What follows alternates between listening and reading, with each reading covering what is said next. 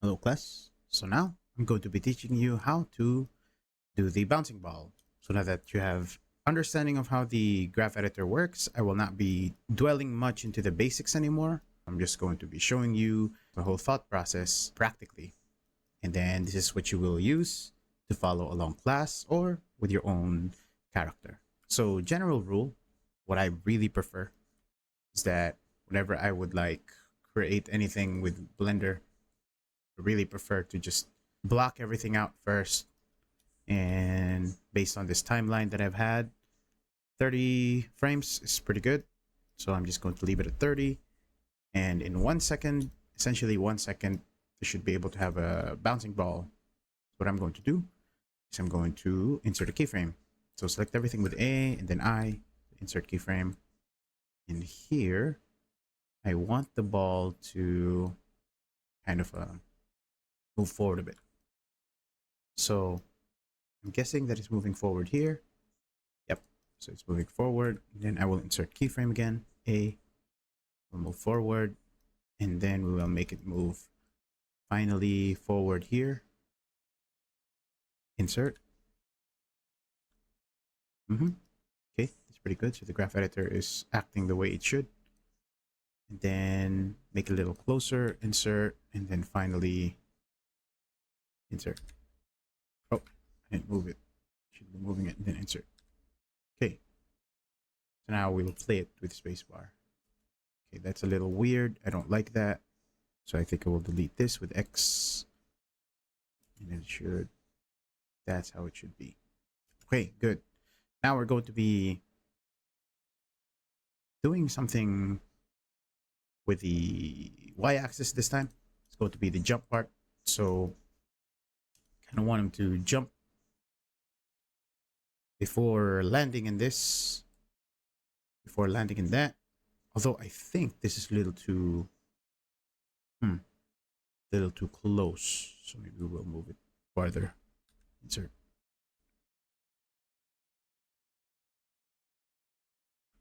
Now, I think the only way we'll find out really is if we add more keyframes. So we will add a in between here. We will make this bounce up. So insert that. So it should bounce. And then in between these two, right here, I will have a going up. Insert keyframe. Oh. And then right over here, put it up a bit. Insert. So it will be bigger bounce and then smaller bounce and then smaller and then roll. Maybe a little bit of a bounce here.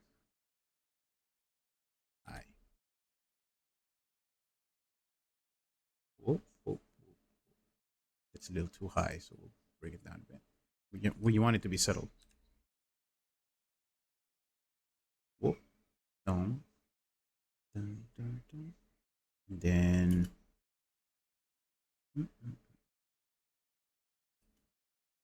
okay, maybe it's too fast, so we're just going to, and it's a little too fast now, so we'll be adding the keyframe. Most likely what I will do is I will make it around 60. Maybe 2 seconds is pretty good. Select everything and then S to scale. Okay, and then we will slowly manipulate these so that we will align them. It's pretty good. I want this to be here. This one over there. This one there. This one here. Okay, so now we'll play.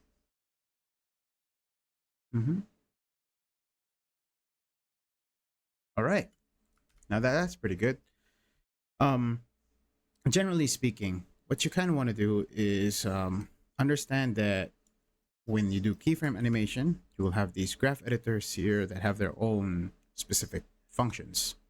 Now that I have blocked out the movements that I want, now we can control how the graph editor behaves based on these controllers right here. And then there are also other controllers that you can find in Blender, where if you select the one and then press T, you will find different types of interpolation. So I will demonstrate how each of them works after this blackout.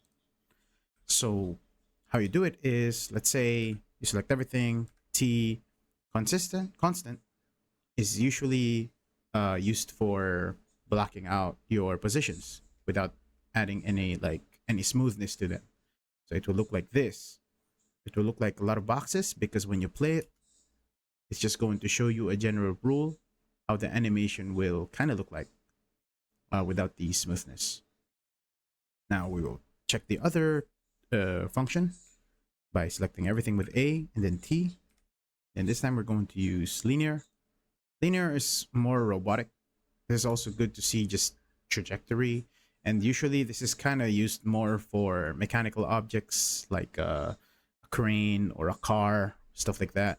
But when it comes to natural movement, we generally like to use Bezier or Bezier, whatever you want to pronounce it. So the reason for that is because you want to have control over the spline. That way, you'll know exactly the behavior that you want the animation to have. So in my case, the animation, ball animation, usually is like a very, very solid curve that is ending at a very abrupt stop. Because that's how generally how balls work. So what we're going to do is we're going to be selecting this one and we're going to be manipulating the Bezier curve, although that's not the behavior that I want. I think it should be this. All right, so what I do is you will use the same controls as you have here, except for some reason only shortcuts work here, so we're just gonna have to get used to it. Rotation to rotate the Bezier curve, S to scale it, and then G to move. This one will be drastically different when it comes to the movement, but usually what we don't really use G too much unless you are making a drastic change in the animation, but we usually use just scale, or we will select the handle and then G. What I prefer is I prefer to use the handle then G. Okay, so I like that. That's the behavior that I want. Generally this is how balls kind of move. So now you can see the animation is a lot more believable when it has that abrupt stop and then abrupt beginning again. So that's what we're going to be doing for every single green Bezier curve in the bottom. Then we will select this. I want it to be like this. I scaled it. And this one, I will scale it. And then this one, I will make it a little bit more curvy, the way that this one is curvy, by scaling the handle. So now when you play it, now it's acting more like a ball, which is exactly how it's supposed to act. Now when it comes to the length and how far things are, I kind of feel like didn't make any movement forward, which is pretty bad. It's supposed to move forward a bit, or kind of made the jump a little too far. So I'm going to be manipulating this. Insert keyframe. Okay, maybe not. Maybe move it backwards a little bit more. Move it backwards a little bit more. Insert. Now that feels more believable. This one is kind of awkward because like it is bouncing properly, but like it's not moving forward. It's kind of like moving forward and then kind of like bumps a wall and then drops. That's not what we want. So here on the peak, we're going to move it back a bit. Insert keyframe. Now the behavior should be more like a ball. So there you go. Although this one is moving a little too far. This one is not moving far enough.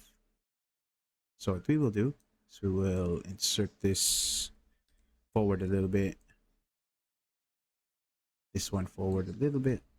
Insert. Now that's the behavior that we want.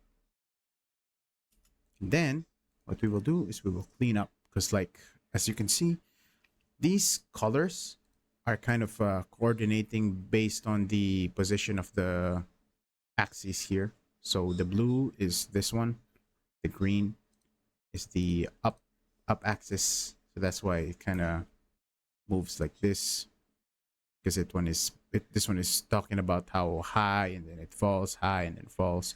This one is more of how forward it should be, and it's very unsmooth I don't like it for some reason. That's how it's behaving. So we're going to be manipulating this. What I prefer is that I want it to move at a more consistent rate. So I will delete some keyframes, not keyframes, some what do you call these? Some interpolations, because we don't really need a lot of it. We just need to make sure that these are more linear, because that's not how not how I want it to work. So there you go. Now that it's interpolating, now it knows that the way it's supposed to move forward is more consistent and it's not going to be easing in too much. Okay, so that's how the behavior that I want it to be. Now, what we're going to do is we're going to add a bit of a roll. And then by adding a roll, we will use another kind of controller, which is this one. And at this point, I don't even think that we need the keyframes as much. So we're going to be deleting all of these because it didn't make any change. We're just going to kind of wing it, see how we're going to add a little bit of a flare. So what I prefer is that when it reaches a peak, kind of want it to bounce with a roll. So most likely it would be great if we rotate this around like that. Now, if we want to be specific with the rotation and how it's supposed to rotate, we can, by degrees, we can actually type in the degrees. 180 is pretty good, so I will insert. Now, if we look at the ball,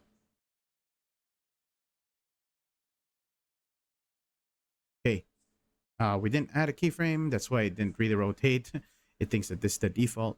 So what we will do is we will insert keyframe, and then we will turn this one 0, and then insert keyframe again. So now it will bounce, which is pretty cool. That's exactly how we want the behavior to be. All right, next one is we want it to also rotate when it's hitting the floor. So we're going to be rotating it. This time, we're going to be adding another 180. So you can do math in here, which is plus 180 degrees. Then insert keyframe. So now you can see the graph editor is acting up, and that's exactly how you want it to be. So as you can see, it's really like circling up. And that's the good behavior. That's a good behavior. That's exactly how I want the ball to move. Then it will slowly become lesser. So maybe we'll add like 90 degrees probably. This is all based on feeling anyway. So like it's really up to you. Then when it reaches the final bounce, probably we'll just add a 45. Because it's not going to bounce too much. Or maybe 90 again, because it doesn't seem right here in the graph editor. Oh, that didn't work. Okay, so 45 reaches the floor right on that, plus 90. Then insert keyframe. Perfect. There you go. So that's the understanding the behavior based on the role. And now we can clean this up. So I think this is a little too redundant. So what we will do is we will just like kind of make this a little smoother by moving it. Now, if you want to isolate like a certain frame, a certain viewport, and you don't want to see anything else, you can press Control Spacebar, then Control Spacebar again. That's the only thing you want to see. In my case, sometimes I prefer to do this so that I will have more control. And there you have it. That's the behavior that you want to have. Cool. So now, when you remove the viewport, it should kind of have a resemblance of what a ball should react.